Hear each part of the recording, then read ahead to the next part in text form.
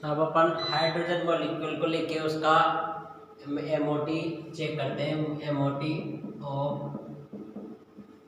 Hydrogen molecule H2 का ले लेते हैं। तो यहाँ पर एक हाइड्रोजन रख देते हैं और इधर एक हाइड्रोजन लिख देते हैं। ये क्या है, एटम है, एटॉमिक। और यहाँ ये जब जुड़ेंगे तो यहाँ मॉलिक्यूल का बन जाएगा। तो ये मॉलिक्यूल हो गया और ये एटम, और ये भी क्या है अपने पास, एटम है। हाइड्रोजन का इलेक्ट्रॉनिक कॉन्फ़िगरेशन अपन लिखेंगे तो यहाँ हाइड्रोजन क्या है 1s1 और यहाँ पर भी हाइड्रोजन क्या है 1s1। हाइड्रोजन में एक इलेक्ट्रॉन होता है तो s ऑर्बिटल में है तो 1s1 और वहाँ पर भी 1s1। अब ये जब दोनों मिलेंगे तो यहाँ H2 मॉलिक्यूल में इलेक्ट्रॉन्स क्या आ जाएंगे 1s2 आ जाएंगे, क्योंकि दो इलेक्ट्रॉन्स मिल गए, एक इसका तो दो इलेक्ट्रॉन हो गए, ये हो गया। अब यहाँ एटॉमिक ऑर्बिटल्स अपन बनाते हैं, इसका एटॉमिक ऑर्बिटल और ये एटॉमिक ऑर्बिटल, ये एटॉमिक ऑर्बिटल्स बना लिए अपने दोनों के। और यहाँ से क्या होगा, जब ये लीनियर कॉम्बिनेशन से जुड़ेंगे तब ये क्या करेंगे, यहाँ पर मॉलिक्यूलर ऑर्बिटल का फॉर्मेशन करते हैं, मॉलिक्यूलर ऑर्बिटल बनाते हैं।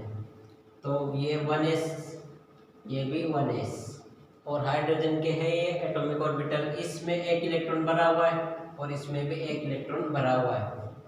अब ये हुंड्स रूल, पाउली और इन रूल्स का क्या है फॉलो करते हैं। तो ये इलेक्ट्रॉन्स पहले इसमें आएगा, इलेक्ट्रॉन्स पहले लोअर एनर्जी के ऑर्बिटल्स में जाते हैं, फिर हायर एनर्जी के ऑर्बिटल में जाते हैं। तो पहले लोअर एनर्जी के ऑर्बिटल में ये इलेक्ट्रॉन्स आ जाएगा, इसको अपन बोलेंगे एओ। एओ का मतलब एटॉमिक ऑर्बिटल। यहाँ इन ऑर्बिटल्स को बोलते हैं अपन एमओ, मॉलिक्यूलर ऑर्बिटल। ये दोनों मॉलिक्यूलर ऑर्बिटल हैं। अब ये तो इसमें आ गया, अब इसमें एक इलेक्ट्रॉन आ चुका है। अब नेक्स्ट इलेक्ट्रॉन एक और अपने पास यहाँ है, दो इलेक्ट्रॉन है दोनों तरफ। तो ऐसा नहीं कि एक इलेक्ट्रॉन्स को इसमें लेके आ गए तो एक इलेक्ट्रॉन्स को इसमें लेके चले जाएंगे, ऐसा नहीं होगा। पहले लोअर एनर्जी के ऑर्बिटल्स फिल किए जाएंगे और फिर हाई एनर्जी के ऑर्बिटल्स फिल किए जाएंगे। तो जब तक इनमें जगह है लोअर एनर्जी, ये एनर्जी प्रोफाइल है तो इनकी एनर्जी कम है, और ये हायर एनर्जी के ऑर्बिटल्स है।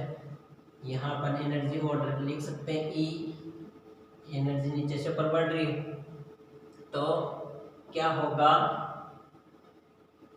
ये जो इलेक्ट्रॉन्स आएगा ये भी आएगा और विपरीत स्पिन के साथ आएगा।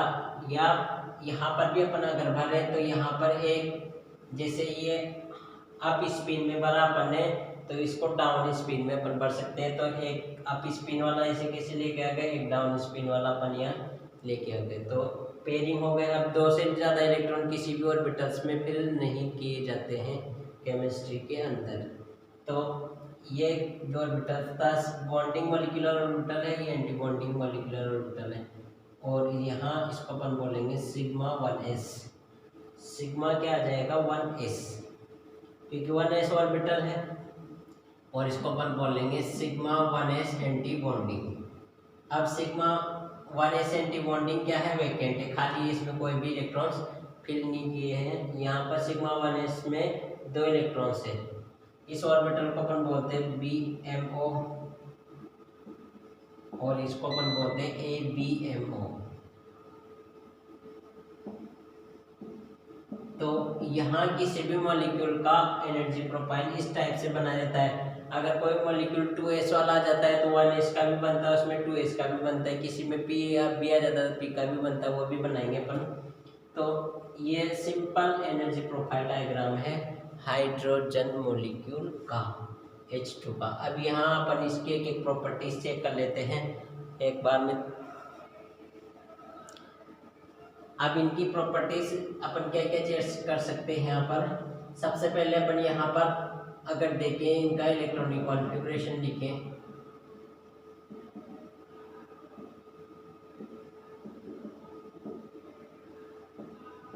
इलेक्ट्रॉनिक कॉन्फ़िगरेशन लिख सकते हैं। इलेक्ट्रॉनिक कॉन्फ़िगरेशन वो लिखा जाता है जो जैसे ये दो बने तो जिसमें जो इलेक्ट्रॉन है वो भर देते हैं, तो सिग्मा 1s सिग्मा 1s के अंदर कितने इलेक्ट्रॉन्स है 2। तो 2 जो इलेक्ट्रॉन्स है वो ऊपर लिखे जाते हैं, सिग्मा 1s में 2 इलेक्ट्रॉन्स। और सिग्मा 1s में क्या है, एंटी बॉन्डिंग में कुछ भी नहीं है। तो सिग्मा 1s एंटी बॉन्डिंग में अपन 0 लिख देंगे, यहाँ 0 लिख देंगे या इस पे लिख देंगे। सिग्मा 1s 2 और सिग्मा 1s 0, या इसमें 0 है तो इसको लिखना कोई ज़रूरी नहीं है, तो इसको नहीं भी लिखे तो भी चलेगा, और लिखा हुआ हो तो भी कोई बात नहीं, उसमें इलेक्ट्रॉन्स नहीं होने चाहिए बस। सिग्मा 1s 2 इसका इलेक्ट्रॉनिक कॉन्फ़िगरेशन हो जाएगा। ये ऐसा नहीं है कि एमओटी के अकॉर्डिंग इलेक्ट्रॉनिक कॉन्फ़िगरेशन पूछा और आपने 1 लिख दिया या 1s1 लिख दिया या ऐसे लिख दिया। हाइड्रोजन का इलेक्ट्रॉनिक कॉन्फ़िगरेशन तो यही होता है नॉर्मल। तो पर भी एमओटी के अगर अकॉर्डिंग पूछे हाइड्रोजन मॉलिक्यूल का इलेक्ट्रॉनिक कॉन्फ़िगरेशन तो अपन क्या लिखेंगे, सिग्मा 1s2। क्या लिखा जाएगा, सिग्मा 1s2। ये तो नॉर्मल इलेक्ट्रॉनिक कॉन्फ़िगरेशन है, इसको अपन नॉर्मल तरीके से पढ़ते हैं। अगर एमओटी की बात कर दी तब अपन ये एनर्जी प्रोफाइल लेके काम करते हैं। तो यहाँ ये हो गया। फिर यहाँ पर बॉन्ड ऑर्डर भी निकाला जा सकता है इनका। बॉन्ड ऑर्डर होता है NB माइनस Na/2। अब NB क्या है, यहाँ पर नंबर ऑफ बॉन्डिंग इलेक्ट्रॉन्स। ये बॉन्डिंग इलेक्ट्रॉन्स कितने हैं, यहाँ पर 2 है, तो number of bonding electrons minus number of anti bonding electrons बटा 2। तो बॉन्डिंग इलेक्ट्रॉन्स 2 है तो 2 रख देंगे, एंटी बॉन्डिंग में खाली है तो खाली है तो कुछ भी नहीं रखेंगे और बटा 2। तो यहाँ लिख देता हूँ मैं, ये NB का मतलब नंबर ऑफ बॉन्डिंग इलेक्ट्रॉन,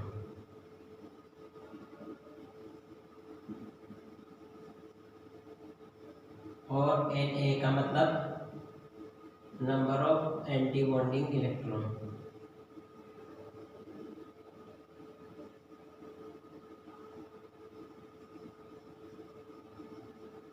अब यहाँ पर बॉन्ड ऑर्डर अगर कैलकुलेट करें, अपन बॉन्ड ऑर्डर की बात करें, बॉन्ड ऑर्डर करें तो बॉन्डिंग में 2 है तो 2 रख दिए, एंटी बॉन्डिंग में 0 है तो 0 रख दिया, और 2 तो 2/2 तो 1। तो बॉन्ड ऑर्डर क्या आ जाता है 1। तो हाइड्रोजन का जो मॉलिक्यूल बनता है वो ये तो बनता है, एक बॉन्ड ऑर्डर आता है, ये बॉन्ड सिंगल बॉन्ड जुड़ा हुआ है तो हाइड्रोजन, तो बॉन्ड ऑर्डर इसका बना है, तो ये सिंगल बॉन्डेड मॉलिक्यूल है H2। तो इससे बॉन्ड ऑर्डर अपन निकाल सकते हैं, एनर्जी भी इससे निकाली जा सकती है। एनर्जी का कंपैरिजन भी एमओटी के अकॉर्डिंग किया जा सकता है। एमओटी एनर्जी को कम 2-3 मॉलिक्यूल अपने को दे दे और फिर इनमें एनर्जी का कंपैरिजन करवाए तो भी अपन कर सकते हैं। बॉन्ड लेंथ का भी इनसे किया जा सकता है। तो आगे की एमओटी अपन कल पढ़ेंगे और भी मॉलिक्यूल्स की, इससे थोड़ी सी लेवल बढ़ाएंगे कल।